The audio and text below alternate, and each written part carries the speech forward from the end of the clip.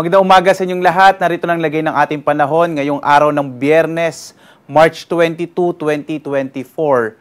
At sa ating latest satellite images, makikita natin na unti-unti ngang humihina itong hanging amihan at nakakapekto na lamang dito sa may bahagi na extreme northern Luzon na magdadala ng mahihinang pag-ulan, partikular na sa bahagi ng Batanes, kasama din yung Babuyan Islands. Samantala, sa nalalabing bahagi ng bansa, easterlies o yung hanging nagmumula sa karagatang Pasipiko ang siya magdadala ng mga pulupulong pag-ulan, pagkilat, pagkulog. Malaki rin yung tsansa ng mga pag-ulan, partikular na sa may silangang Mindanao, dulot din ng easterlies. Base nga sa ating pagtingin, sa ating mga datos, ay malaki yung posibilidad na tuluyan ng hihina itong northeast monsoon at posible sa araw na ito ay maaring ideklara ng pag-asa ang pagtatapos ng panahon ng amihan. Kaya manatiling nakatutok sa update ng pag-asa para sa lagay ng ating panahon. Samantala, wala pa rin tayong minomonitor na anumang low pressure area sa kasalukuyan. Makikita natin wala tayong anumang low pressure area sa loob at labas ng Philippine Area of Responsibility. Maliit yung chance na magkaroon tayo ng bagyo hanggang sa susunod na linggo.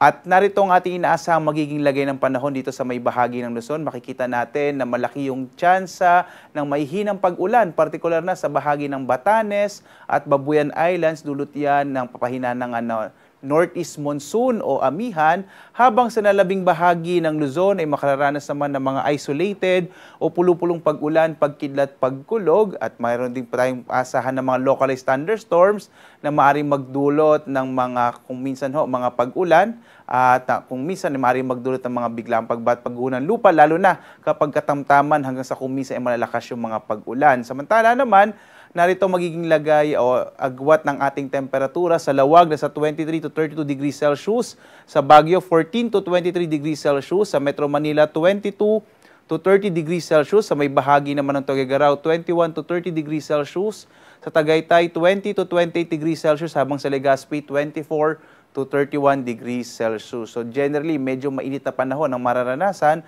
sa malaking bahagi ng Luzon. Dito naman sa may Palawan, Visayas at Mindanao, inaasahan din natin ng mga isolated o pulupulong pag-ulan, pagkilat, pagkulog sa may bahagi ng Palawan. Sa Kalayaan Islands, ang agwat ng temperatura natin ay 26 to 32 degrees Celsius. Sa Puerto Princesa, 26 to 32 degrees Celsius. At dito naman sa may bahagi ng Kabisayan, inaasahan din natin ang generally fair weather pero posible ang mga pulupulong pag-ulan, pagkidlat, pagkulog. Agwat ang temperatura natin sa Iloilo, 26 to 32 degrees Celsius. Sa Cebu naman, 26 to 31 degrees Celsius, habang sa may bahagi ng Tacloban, 25 to 32 degrees Celsius. Malaking bahagi rin ng Mindanao ay makararanas ng mga pag-ulan, partikular na dito sa may eastern section ng Mindanao, yung area ng Caraga, Davao Oriental, kasama din yung Davao de Oro. Yan ay dulot ng easterlies o yung hangin nagmumula sa karagatang Pasipiko. Ang nalabing bahagi ng Mindanao ay makararanas ng mga isolated o pulupulong pag-ulan, pagkidlat, pagkulog, dulot ng mga localized thunderstorms, at may dala rin ito ng easterlies. Yung agwat nga ng temperatura natin sa Zamboanga, 24 to 35 degrees Celsius, sa Cagayan de Oro 25 to 31 degrees Celsius, habang sa Davao 25 to 33 degrees Celsius. Wala naman na tayong nakataas na anumang gale warnings, anumang bahagi ng ating bansa. Naglabas ho tayo ng final gale warning kanina. At inaasahan pa rin natin ang posibilidad ng katamtaman hanggang sa kung minsan ay malalakas na pag-alon, partikular na dito sa may extreme northern Luzon at sa may silangang bahagi ng ating bansa. Bagamat wala na tayong gale warning, mag-ingat pa rin lalong-lalo na yung maliit na sakyang pandagat at maliliit na mga bangka kapag pumapalaot sa mga baybay ng ating bansa. Narito naman ating inaasahang magiging lagay ng panahon sa mga susunod na araw. Dito sa Luzon, partikular na sa Metro Manila, Baguio City at Legazpi, inaasahan natin generally fair weather hanggang ngayong weekend. So tamang-tama lalo na sa mga mag-uuwian sa nating mga kababayan. Agwat ang temperatura sa Kamaynilaan, nasa 23 to 32 degrees Celsius. Sa Baguio City, nasa 14 to 23 degrees Celsius, habang sa Legazpi, 24 to 32 degrees Celsius. Sa may bahagi naman ng Kabisayaan, sa Metro Cebu, Iloilo, Tacloban, inaasahan din natin ang generally fair weather. Sa Tacloban, pagdating ng araw ng Lunes, posible ang maulap na kalangitan na may mga pag-ulan, dulot naman ng easterlies. Agwat ang temperatura sa Metro Cebu, 25 to 32 degrees Celsius. Sa Iloilo City, nasa 26 to 32 degrees Celsius. Sa Tacloban naman, 25 to 32 degrees Celsius. At dito naman sa may bahagi ng Mindanao, inaasahan natin ang posibilidad ng generally fair weather na may mga posibilidad din ng mga pulupulong pag-ulan, pagkidlat, pagkulog.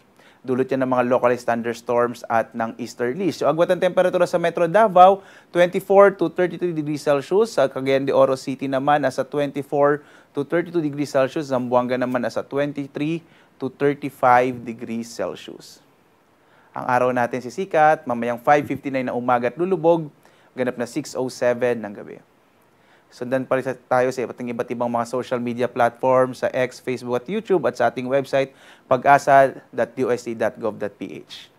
Muli nakikita na nga natin na patuloy na ang paghina ng hanging amihan at posible sa araw na ito ay deklara ng Pag-asa ang pagtatapos ng Northeast Monsoon o amihan. Kaya patuloy na tumutok sa iba't iba nating mga social media platforms upang malaman natin ang update sa lagay ng ating panahon. At live na nagbibigay update mula dito sa Pag-asa Weather Forecasting Center, ako naman si Obet Badrina. Maghanda po tayo lagi para sa ligtas na Pilipinas. Maraming salamat po. Magandang umaga sa inyong lahat.